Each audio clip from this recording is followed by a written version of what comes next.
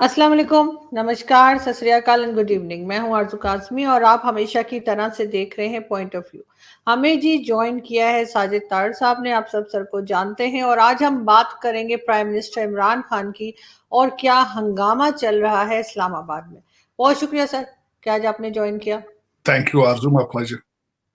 Sir काफी घबराए हुए नजर आ रहे हैं इमरान खान साहब और कहते हैं मेरी जान को खतरा है। पहले कहा करते थे मैं खतरनाक हो जाऊंगा, लेकिन अब ये हुआ है कि मैं इस्लामाबाद में मौजूद हूँ और कल जो है मोबाइल सर्विसेज बंद की जाएंगी, क्योंकि खान साहब ने कह दिया है कि लोग जो हैं वो घरों से बाहर आए और 1 लाख लोग जमा, खैर 1 लाख तो नहीं जमा होंगे, लेकिन कुछ ना कुछ लोग जो है डी चौक पे जमा और हंगामा होने का खदशा है। क्या देख रहे हैं आप कि आखिर इस तरह की सिचुएशन क्यों हुई है? क्या पूरी दुनिया हमें एक मजाक नहीं समझेगी इनकी इन हरकतों की वजह से? देखिए, हमारे प्राइम मिनिस्टर जो हैं वो पिछले हफ्ते जुल्फकार अली भुट्टो बने थे। इस हफ्ते वो सिराजुद्दौला और टीपू सुल्तान हैं और मुझे लग रहा है कि कहीं वो चूएन लाई बनने की कोशिश ना करें, क्योंकि वो चाइना भी कम्युनिज्म को भी बहुत पसंद करते हैं। हम्म। लेकिन देखें, एक अफसोसनाक बात, एक ऐसा मुल्क है जो एक्सपोर्ट करने के लिए कुछ नहीं है उनके पास, इंपोर्ट करने के लिए कोई पैसा नहीं है उनके पास, और हर कंट्री में उनकी लोन की प्रोसेस हो रही है चीजें। और उसके बाद देखें, कहते हैं जी मैंने आजादाना फॉरेन पॉलिसी देनी थी और उसी का मुझे सजा दी जा रही। खुदारा, आपके अपने एडवाइजर और आप खुद कई दफा कह चुके हैं आपके मुआशी हालात जो हैं वो आपकी आजादाना फॉरेन पॉलिसी को बनने नहीं देते। आप पहले अपने पांव पे खड़े हो रहे, उसके बाद आजादाना फॉरेन पॉलिसियां तब बनती। अब मैं खान साहब को ये बताना चाहूंगा, हैं तो ये खतरनाक हो चुके हैं, पाकिस्तान के लिए खतरनाक हो चुके हैं, जिस तरीके से ये काल दे रहे हैं कि आप बाहर निकलें और 1 लाख लोग बाहर निकलें, या नौजवानों प्लीज निकलो और अमेरिका के ऊपर अटैक करो। हालांकि इनको पता है कि पाकिस्तान पॉलिटिकली इतना ग्रो अप नहीं हो सका अभी तक, आज तक, कि पुरअमन एहतजाज कर सके। जब भी ये इनके जो तहरीके इंसाफ के लौंडे लपाड़े निकलते हैं, वो प्रॉपर्टीज को आग लगाते हैं, तोड़ते हैं चीजें जाके। हाँ साहब कहते हैं जी पुरअमन एहतजाज करें, दर हकीकत ये चाहते हैं कि ये रेड जोन के अंदर भी अल्लाह माफी दे कि जाने जाया हो, गोलियां चलें, ये चाहते हैं ये ड्रामाबाजी। लेकिन अब मैं आज थोड़ा सा ये बताना चाहूंगा कि अमेरिका को क्या जरूरत पड़ी है भाई, इनको इतने खतरनाक किस तरह आप हो चुके हैं, क्योंकि आपके पास तो कुछ भी नहीं है दुनिया को देने के लिए, ना डराने के लिए, ना देने के लिए, ना लेने के लिए। आप कैसी बातें कर रहे हैं? मेरी सबसे पहले एडवाइस तो ये इनके लिए कि अगर उनको हुकूमतें गिरानी होती, जो बाइडन तो पहले खुद इतने कमजोर हैं, जिसकी मेरा मकसद सारी दुनिया देख रही है कि जिस तरीके से खुद अफगानिस्तान से भागे हैं, वो तालिबान को संभाल नहीं सके, आपको क्यों गिराएंगे? एक और दूसरी बात यह है कि अगर उन्होंने हुकूमत गिरानी हो तो इस वक्त मोदी साहब की गिराए, क्योंकि रशिया से वो तो तेल ले रहे हैं। आप तो कुछ लेने की सलाहियत ही नहीं रखते। और दूसरा, आपने कौन सी ऐसी हरकत की है जिसकी वजह से आप अमेरिका के लिए इतने खतरनाक हो गए हैं? मैं यहां हिस्टोरिकली कुछ रेफरेंस आपके सामने रखना चाहूंगा। आज तक रशिया के दौरे सबसे ज्यादा किए तो आर्मी चीफ ने किए। इसके बाद मैं ये बताना चाहूंगा कि जरदारी साहब ने दौरा किया, हिलरी क्लिंटन ने फोन किया उनको, नवाज शरीफ साहब जब एटमी धमाके थे तो प्रेसिडेंट फोन करते रहे हैं। और दूसरा, आपका फॉरेन पॉलिसी के साथ इतना ही तल्लक है जिस तरह परवेज खटक का आपकी डिफेंस के ऊपर उनका इन्फ्लुएंस है, आपके तो पल्ले ही काट नहीं। और उसके बाद ये है कि 1 लाख लोगों को बाहर आप निकालना चाहते हैं। आपका क्या ख्याल है पुरअमन, आज तक कभी कोई मूवमेंट चली पुरअमन किस्म की? और बार बार आप खासकर नौजवानों को खिताब करते हैं, नौजवानों सुनो। मैं बताना चाहता हूं, और दूसरा, मैं आज मुझे सख्त अफसोस हुआ, पहले तो खैर मुझे बड़ा सख्त अफसोस है जब तक इन्होंने नए पाकिस्तान को छोड़कर मजहबी कार्ड यूज कर रहे हैं। आज तो इसकी इन्होंने एक और हद पार की है, वो आरजू, इस तरीके से पहले तो इन्होंने अपने जलसे को सियासी जलसे से निकाल के मजहबी जलसा बनाया, अमर बिन मारूफ को उसका नाम रखा। पंजाब के अंदर जो इन्होंने सारे पोस्टर लगाए वो सारे मजहबी पोस्टर थे। आज मैं कहता हूं, जब काले लेने का सेशन था, इनके जो वो सेनेटर हैं, सिर्फ जो सेनेटर बने हैं ऊंची आवाज होने की वजह से, मैं नाम भूल गया उनका, फैसल जावेद खान। उनकी सिर्फ एक एबिलिटी है कि उनकी आवाज भारी है, इस वजह से उनको सेनेटर बना दिया गया। उन्होंने जब सेशन शुरू किया तो दुरूद शरीफ पढ़वाया गया। बिल्कुल। मैं हैरान हो गया हूं कि किस किस दिलेरी के साथ ये मजहब को जो है वो इस्तेमाल कर रहे हैं। और खुदारा ऐसा काम ना करें कि लोगों का मजहब से भी इत्मीनान उठ जाए। आप मजहब से भी लोगों को मुतरफर ना करें। अगर मजहब का ये चेहरा है जो आप दे रहे हैं, तो आप ये बिल्कुल गलत चीजें कर रहे हैं। इस वक्त अगर देखा जाए तो आप जिन लोगों को कहते हैं आके अटैक करें पाकिस्तान पर, स्टेट ऑफ पाकिस्तान के खिलाफ लोग निकलें या अमेरिका के खिलाफ हालते जंग का आप जंग का ऐलान करें, ये आप पाकिस्तान के खिलाफ आप पाकिस्तान को कारी ज़रबे लगा रहे हैं। आज खान साहब बार बार देखें, आज उन्होंने अपने, मैं हैरान हो गया हूं, पहले तो उन्होंने इसके बार बार उन्होंने लोगों को मीर जाफर और मीर सादिक के उनके सफर दिखाए, फिर लोगों को किस तरीके से उन्होंने बताया कि सिर्फ 1200-1400 लोग मरे थे और 10 साल में इस्लाम कितना फैल चुका था। तो खान साहब खुदा का नाम है, आपके जबान से इस तरह की चीजें अच्छी नहीं लगती।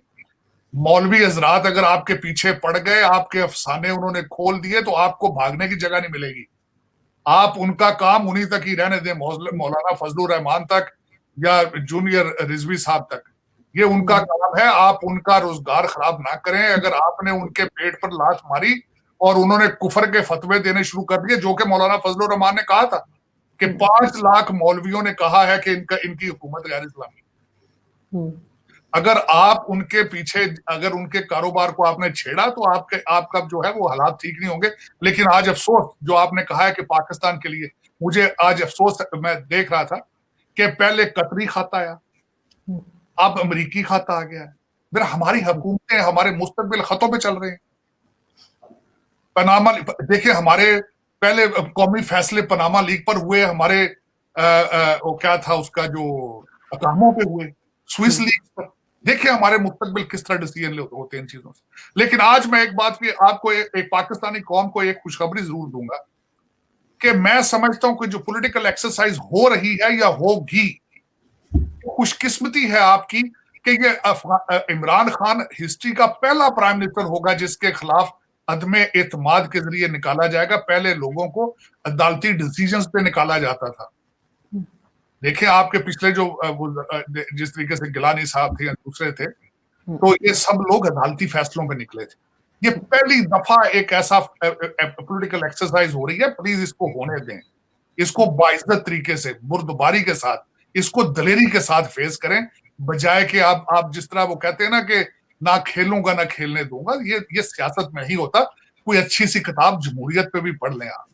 आपने हिस्ट्री की किताबें तो बहुत पढ़ी हैं, लेकिन उस पर भी पढ़ें। और आज मैं एक और आखिरी पॉइंट इसमें, और आरजू फिर अगले क्वेश्चन पे चलते हैं। जो आज मैंने जो देखा, इस्लामाबाद में मेरी इंफॉर्मेशन के हिसाब से प्लानिंग की जा रही है कि लोगों को पार्लियामेंट, एमएनएस को पार्लियामेंट लाजे से ही नहीं निकलने दिया जाएगा।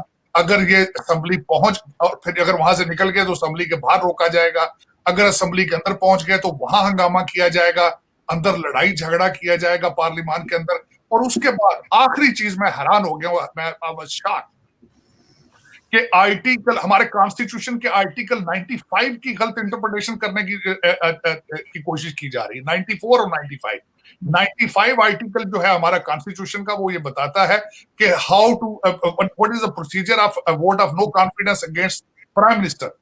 तो इन्होंने कहा है जी कि सदर साहब हमें 1 महीने के लिए एक्सटेंड कर देंगे, तो हम 1 महीने में यहाँ इमरजेंसी लगा देंगे, हम ये कर देंगे। पता नहीं किस दुनिया में रहने वाले हो यार। उसमें आर्टिकल 95 की क्लास 4 पढ़े आप, कि जब आपको वोट ऑफ नो कॉन्फिडेंस होता है, the moment the vote cast, prime minister office cease हो जाता है। आप 94 को जाके इंटरप्रेट कर रहे हैं, लेकिन 95 को नहीं पढ़ रहे, लोगों को गुमराह कर रहे हैं। लेकिन इनको बताने वाला कोई भी ऐसा इनका बंदा नहीं है जो इनको बताए कि आप, you are self destructing yourself. दुनिया में जग हसाई है। पाकिस्तान को आप आपने हाथों से जलाना चाहते हैं पाकिस्तान।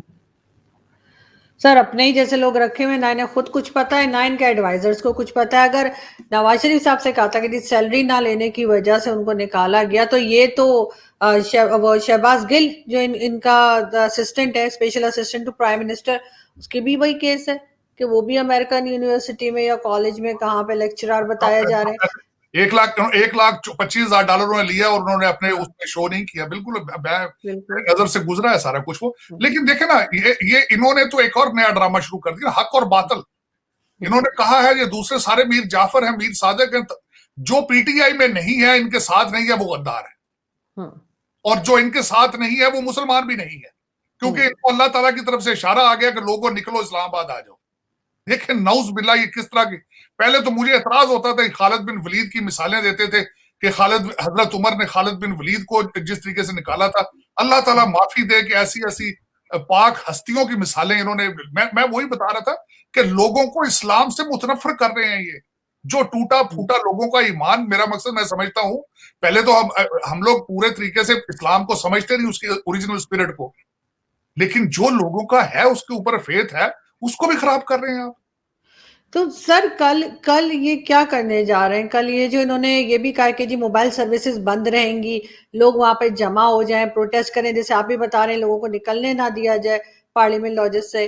क्या लोगों में कुछ मार कुटाई, कुछ कुछ लग रहा है हाथापाई होने जा रही है वहां पे? देखिए इनका प्लान तो मैंने आपको बताया, मैं खुद आर्टिकल ये चीजें देखें जब रिसर्च करता हूं उसके हिसाब से तो यही नजर आ रहा है कि इनका इनका प्रोग्राम है, इनका प्लान के लोगों को पार्लियामान से ना निकलने दे। जिस तरह सिंध हाउस पे अटैक कर दिया था, जो दो और तो एमएनए थे, सिटिंग एमएनए, वो लौंडे लपाड़े नहीं थे, कुछ सड़क से उठ के आ गए थे, वो इनके बच्चे थे भाई, इनके लीडर थे वो। अगर वो सिंध हाउस पे अटैक कर सकते हैं तो पार्लियामान पे भी अटैक कर सकते हैं, पार्लियामान के अंदर भी अटैक कर सकते हैं, कोई बैद तो नहीं है। जिस तरीके के ये रोजाना टीवी के ऊपर जबान इस्तेमाल करते हैं, जिस तरह आप देख रहे हैं इनके इनके एटीट्यूड क्या है, ये कोई, मेरा मकसद बाइज्जत लोगों की तरह थोड़ी, बाइज्जत लोगों के बाजमीर लोगों की तरह होते तो जिस ये रिजाइन करके घर चले जाते। मैं हैरान हूं कि इनको ये सारी, आज भी इन्होंने इंग्लैंड की मिसालें दी हैं कि वो इस तरह ये हो जाता है वहां पे तो सिर्फ झूठ पे ये मिल जाता। और यार वहां पे लोग रिजाइन भी देते हैं यार, वहां से रिजाइन देके घर भी चले जाते हैं। लोगों के जमीर होते हैं, लोगों के कोई असूल होते हैं, कोई प्रिंसिपल होते हैं, कोई डिग्निटी भी होती है। सर ये लोग कुर्सी से चिपक क्यों जाते हैं? इनको तो पता है कि हमेशा गवर्नमेंट्स ऐसे ही जाती हैं, पूरे टाइम नहीं लगता और पूरे 5 साल नहीं होते। और इमरान खान साहब की तो अपनी परफॉर्मेंस अपने मुंह से कहते हैं कि हमारे परफॉर्मेंस खराब है, हम जल्दी आ गए, हमने सीखा नहीं, और फिर जाने को तैयार नहीं। असल में आरजू, मैं अगले दिन मेरे नजर से एक और आर्टिकल गुजरा, वो मसला ये है, किसी ने, मैं वो आर्टिकल में ये था कि खान साहब के एक तो अना का मसला इश्यूज है, ईगो मसला है। दूसरा मसला ये है कि वो समझते हैं मैं पाकिस्तान का लीडर नहीं हूं, मैं पूरी एक इंटरनेशनल लीडर हूं, मेरे मेरे कंधों पे सारी दुनिया का बोझ है, मेरे ऊपर, मैं सारी दुनिया को चला रहा हूं, मैं एक मुस्लिम उम्मा का लीडर बन चुका हूं। ये एक ऐसी गलतफहमी, पता नहीं किसने बता दी इनको, वो अब इस चक्कर में बैठे रहते हैं। पता नहीं वो साथ बैठे वाले, ये जिस तरह दरबार सजते थे पहले मुगलों के, तो वो उन्होंने ऐसे ऐसे शायर रखे होते थे जो सारा दिन कसीदे बोलते रहते थे, गाते रहते थे। इसी तरह इनके भी, मुझे तो लग रहा है बिल्कुल टोटल इनको पता ही नहीं है कि बाहर क्या पक रहा है, कि लोग 177 उनके पास लोग हैं और 22 दूसरे लोग हैं, 198 एमएनए उनके पास। आज जिस तरह आप बता देखें आरजू, मैं आज और शॉक हुआ हूं, रऊफ कुलासरा साहब और मतीन साहब जाके जब मिले, उन्होंने पूछा कि कल आपने आर्मी चीफ की स्पीच सुनी, तो जवाब क्या था खान साहब का, कहते जी मैंने नहीं सुनी। ये किस तरह ये हो सकता है? ये ये ये क्या बताना चाह रहे हैं? ये बार बार आर्मी चीफ से उलट किस्म के जवाब दे रहे हैं और बार बार ऐसा लग रहा है प्रोवोक कर रहे हैं। क्या करना क्या चाह रहे हैं? आरजू उसमें दो चीजें आती, या तो वो ये बताना चाहते हैं कि I don't care about army chief, उसको छोटा कर दिया उन्होंने, यही होता है, एक इशारा ये जाता है। दूसरा ये इशारा जाता है कि आई डोंट केयर। तीसरा इशारा ये जाता है कि इन्होंने सुना सारा कुछ है, उस पर रिस्पॉन्ड नहीं देना चाहते। लेकिन ये प्राइम मिनिस्टर के हालात हैं कि वो एक बहुत बड़े ऑडियंस के सामने उन्होंने chief of the army staff आके सिक्योरिटी, कंट्री की सिक्योरिटी के ऊपर स्पीच दी है, और मोहतरम फरमा रहे हैं कि मैंने उनकी स्पीच नहीं सुनी। मैं कई दफा से मैं यकीन करें कि बच्चे नहीं लड़ते जैसे, सर बच्चे नहीं लड़ते, हमने नहीं सुननी इसकी, बच्चों जैसी हरकत है। लेकिन अब देखें, अब चीजें हाथों से निकलती जा रही हैं, और जो जो कुछ हो रहा है आरजू अच्छा नहीं हो रहा बिल्कुल। इसमें पाकिस्तान के लिए कोई भलाई नहीं है, कोई भी भलाई नहीं इसमें। सर इसमें एक चीज़ और मैं आपकी परमिशन से ऐड करना चाहूंगी कि आज इन्होंने जो है वो पुराने 25-25 साल पुराने केसेस दोबारा निकाल दिए हैं, जरदारी साहब के भी और शहबाज शरीफ साहब के भी पुराने केसेस निकाल के। इससे कुछ ये हासिल कर पाएंगे आपके ख्याल से?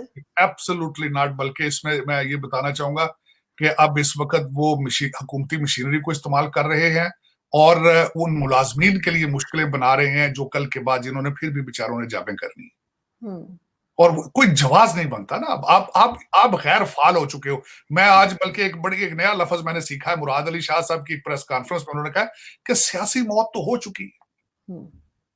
देखिए ना, जब आप इत्मीनान खो चुके हैं, जब एमएनए खड़े हो चुके हैं, तो सियासी मौत के बाद फिर आप इस तरह के केसेस खोलते हुए आप अपने आप को फिर इतना बड़ा लीडर आप समझते हैं, वो मैं हिल गया तो ये हो जाएगा। अमेरिका को चैलेंज कर रहे हैं आप यार। कैसे अब कौम बच्चों को बार बार कहते हैं, नौजवानों गौर से सुनो, मैं तुमसे बड़ी सीरियस बात कर रहा हूं, निकलो और अमेरिका के गले पड़ जाओ। यार तुम ये इसमें कोई पाकिस्तान की या नौजवानों की भलाई है? इसमें लोगों को बुर्दबारी सिखाओ, रोल मॉडल बनो यार। तुम लीडरशिप लीडर बन के दिखाओ। सर, चीफ मिनिस्टर केपीके की भी तो ऑडियो लीक हुई है ना, जिसमें वो कह रहे हैं कि जी प्रोटेस्ट किया जाए, इनको बुरा भला का, जब और उन्होंने मान भी लिया, फिर कह रहे हैं हाँ मैं तो जिहाद कर रहा हूँ। जी परवेज खटक साहब की भी लीक हुई है एक ऑडियो, उनकी भी। लेकिन देखे ना, वो अब ये चीजें, अब इसको मैं ना सियासत कहता हूँ ना जमहूरियत कहता हूँ। अफसोसनाक बात है कि पहले पाकिस्तान के मुआशी हालात इतने खराब हैं, खाने को मैंने आपको हमेशा कहता हूँ 2 वक्त का खाना वहां पे लग्जरी है, इस वक्त बेचारे लोगों को मिलता नहीं है।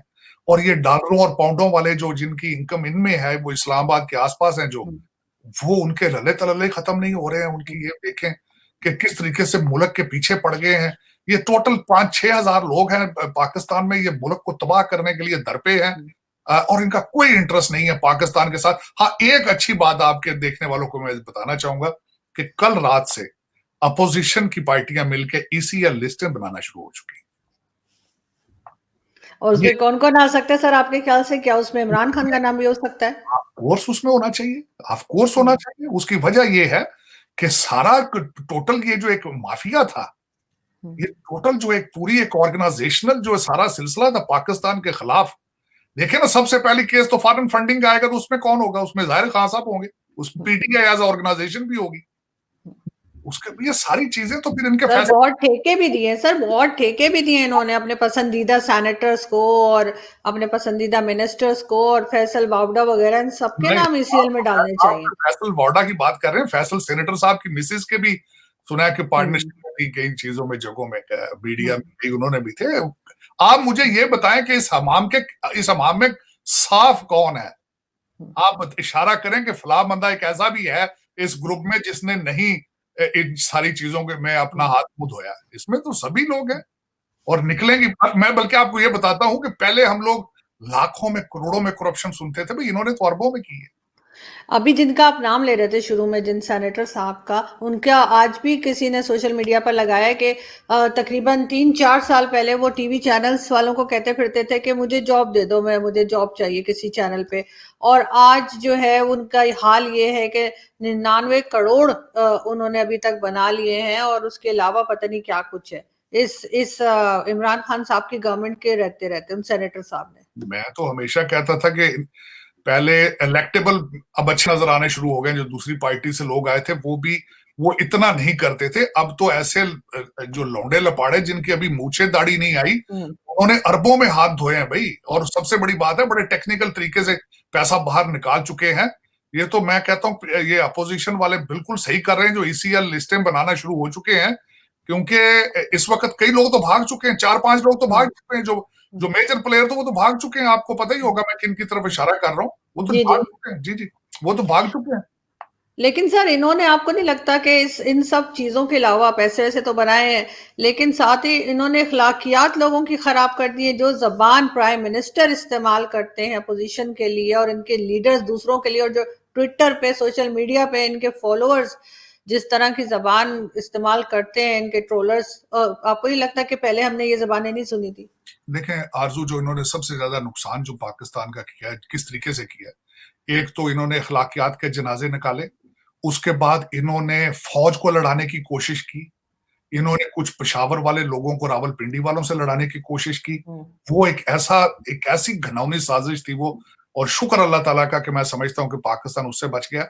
और फिर उसके बाद इन्होंने जो सोशल मीडिया के ऊपर इन्होंने जो सोशल ब्रिगेड बनाए, जो कि बाहर से ममालिक में बैठ के 40 करोड़ पर महीना, मुझे अगले दिन किसी ने बताया, पता नहीं मुसद्दका है या नहीं है, 40 करोड़ रुपया जो था वो महीने का इनके वो मीडिया ब्रिगेड वालों की तनख्वाहें थी जो बिल्कुल, हाँ। तो उनको देते थे ये, और वो उनका सिर्फ ये काम था कि वो टारगेट करते थे लोगों को। और मैं बल्कि जो सबसे ज्यादा दुख है, जजेस के पीछे गए, वो अदलिया के पीछे गए और पर्सनल लेवल पर, और फिर उसके बाद ये हमारी स्टैब्लिशमेंट के पीछे गए पर्सनल लेवल पर। ये ज्यादती की, ये पहले पाकिस्तान में नहीं था, इसके मुजद यही है। और उसमें बल्कि मैं अगले दिन हैरान हो गया, आरजू जो बाइडन का एक लेटर लिख के एक बच्चे ने इनके अपने सोशल ब्रिगेड ने भेजने की कोशिश की है, और उसके कई स्पेलिंग और ग्रामर की गलतियां थी, इतने बच्चे इमेच्योर हैं, लेकिन वो सारे इनके पेरोल पर, सारे इनके पेरोल। बिल्कुल सर, इन्होंने इसी तरह के लोग जो है वो रखे हुए हैं अपने पेरोल पे, जो ना सिर्फ जजेस को या और लोगों को, बल्कि जो जर्नलिस्ट भी इनके खिलाफ अगर जरा से भी क्रिटिसाइज करते हैं उनको, मैं कितनी चीजें भुगत चुकी हूँ, मुझे मैसेजेस आते हैं, ट्विटर पे लिखेंगे, फेसबुक पे लिखेंगे, तो और फेक आईडीज इतनी बना रखी है इन्होंने। और ये ट्रेंड जो है ये पीटीआई का ही है, कि पीटीआई का ही बनाया हुआ है। यही है। आप बिल्कुल, आप सलीम साफी साहब को कल इन्होंने कहा कि कब रिजाइन करेंगे, रिजाइन पर जाने का टाइम आपका, सलीम साफी ने आपका क्या बिगाड़ा है? ये तो बिल्कुल आपकी बात ठीक है, ट्रोलिंग करते हैं और इस तरीके से करते हैं क्योंकि फुल टाइम बैठे हुए हैं, तनख्वाहें मिल रही हैं। वो बच्चे जो थे इन्होंने रेगुलाइज किया, उनको इन्होंने रेगुलाइज करके उनको जाबे तो नहीं दे सकते थे, मेरे ख्याल ज्यादा पढ़े लिखे नहीं थे बच्चे वो, लड़के वो, लेकिन इन्होंने उनको पेरोल पे रख के वो अपना सोशल ब्रिगेड बना दिया।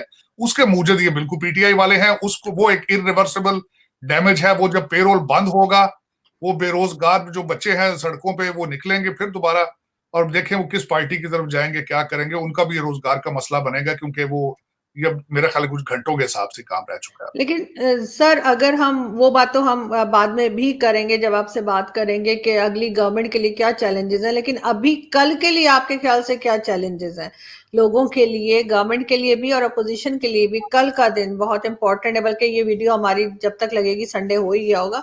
तो क्या समझते हैं आपके संडे जो है वो क्या इम्पोर्टेंस है उसकी, और कितने प्रॉब्लम आ सकती है? प्रॉब्लम मैं समझता हूं हमें दुआ करनी चाहिए कि ये सारा प्रोसेस जो है पीसफुल तरीके से हो, और कल जिस तरीके से भी अपोजिशन का जो भी मुतफिका तौर पर प्राइम मिनिस्टर जो कि शहबाज शरीफ साहब आना चाह रहे हैं आगे आएंगे, उनको उनको उनका एक ये जो सारी ट्रांजिशन है पुरअमन तरीके से हो, जो कि इनका करने की इंटेंशंस लग नहीं रही।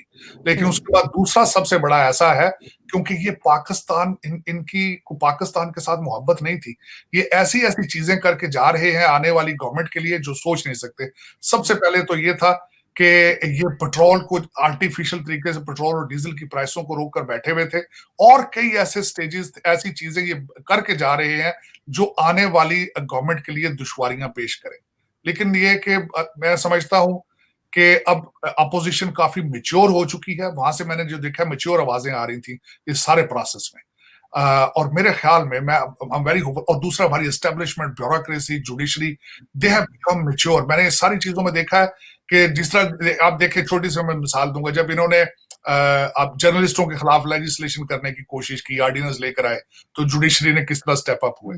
तो अब मेरे ख्याल में हमारे अदारे काफी मैच्योर हो चुके हैं, सबक सीख चुके हैं, पूरी कौम चाहती है कि इस मुसीबत से जान छूटी जाए, अच्छे लीडर आगे आए, ईमानदार हों, और लीड करें और कंट्री को सोल्यूशन दें।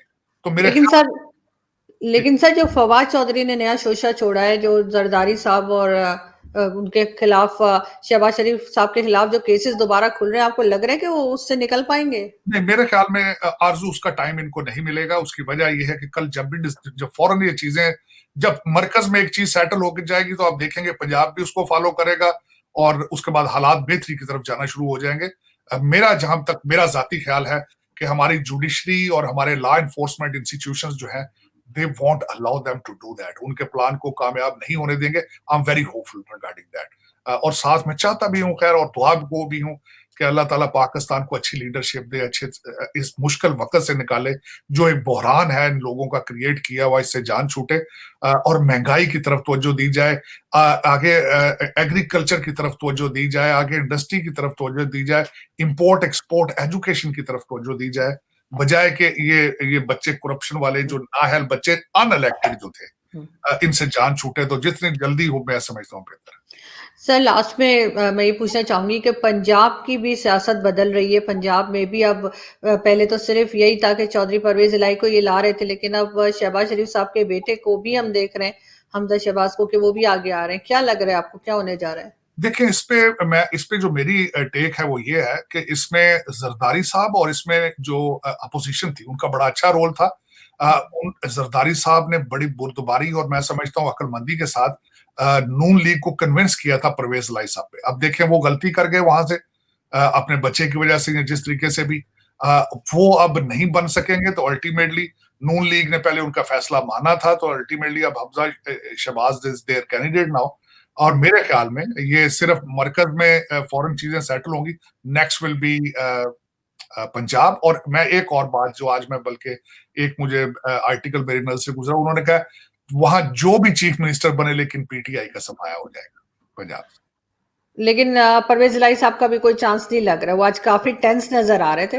उनका कोई चांस नहीं है। Opposition is United. और जहांगीर तरीन जो ग्रुप है वो भी जाएगा अपने नून लीग के साथ। बल्कि छीना ग्रुप जो जिन्होंने किया है, मेरी इंफॉर्मेशन के हिसाब से वो भी अपने फैसले को अब सोच रहे हैं फिर दोबारा। मेरे ख्याल में परवेज लाई साहब के लिए मुश्किलात है आगे। लोगों ने इसको, जो उनका डिसीजन था, उसको अप्रिशिएट नहीं किया, पसंद नहीं किया। और जाहिर है जब जिस पार्टी के साथ उन्होंने चलने की कोशिश की, जब वो मरकज से वो खत्म हो जाएगी तो वो उसके फिर बाकियात तो बड़ा मुश्किल हो जाता है। जितना ये मरकज जो कल सारा कुछ जो है, इट डिपेंड्स ऑन टुमारो, कि कल इस्लामाबाद में जो होगा वो डिसाइड करेगा पंजाब के अंदर क्या होगा। लेकिन मैं समझता हूं कि कल जो हमारे अदारे हैं वो मिच्योर डिसीजन लेंगे, मुल्क को अनारकी और इस दहशतगर्दी की तरफ जाने से बचाएंगे। मैं होप भी करता हूँ, दुआ भी करता हूँ, और अल्लाह ताला पाकिस्तान का हामी और नासिर हो। और बल्कि रमजान शरीफ में इस तरह की चीजें ना ही हो तो बेहतर है कि बदनामी का बायस ना बने। सारी दुनिया देख रही है, जिस तरह आपने देखा है, वो स्टेट डिपार्टमेंट के स्पोक्स पर्सन ने भी कहा कि we are watching everything what is happening in Pakistan. तो दुनिया सारी बड़े गौर से देख रही है, क्योंकि you are very important country. एज चले आप भूखे नंगे, आपकी कोई फॉरेन पॉलिसी नहीं है, कोई और पॉलिसी, लेकिन आप एटॉमिक पावर है, आपको देखा जाता है, आपकी आपकी लोकेशन ऐसी है। आपका border Afghanistan, China, India, Bharat के साथ ना होता तो किसी ने पूछना भी नहीं था। देखें जिस तरीके से नेपाल के हालात हैं, जिस तरीके से भूटान है, भूटान को कोई पूछता भी नहीं है। लेकिन ये इस लोकेशन की वजह से देखते हैं, वरना आपके अमाल जो है वो तो ऐसे नहीं है। 74 साल से, आज से नहीं, 74 साल से आपने ऐसे ऐसे नॉर्मल चीजें की हैं अपनी सियासत में, जो आज भी कर रहे हैं आप अपनी पॉपुलैरिटी खो चुके हैं, लेकिन आप फिर भी कहते हैं कि नहीं, मैंने नहीं जाना। ये पूरी दुनिया के अंदर ऐसा होता है कि when you lose your popularity you go home, लेकिन आप कहते हैं नहीं, हक और बातिल ये जिहाद है। अल्लाह बिल्कुल, आप ठीक कह रहे हैं, ऐसा नहीं होना चाहिए और लोगों को ऐसा इस तरीके से नहीं उकसाना चाहिए बाहर आने पे। और हम देखते हैं कल क्या होता है। वैसे बिलावल भुट्टो जरदारी का कहना ये है कि सहरी जो है वो नए पाकिस्तान में होगी, लेकिन अफ्तार जो है वो पुराने पाकिस्तान में होगा। तो देखते हैं ऐसा होता है या नहीं। आपसे फिर दोबारा बातचीत होगी। बहुत शुक्रिया sir, thank you so much. Thank you. Thank you, thank you.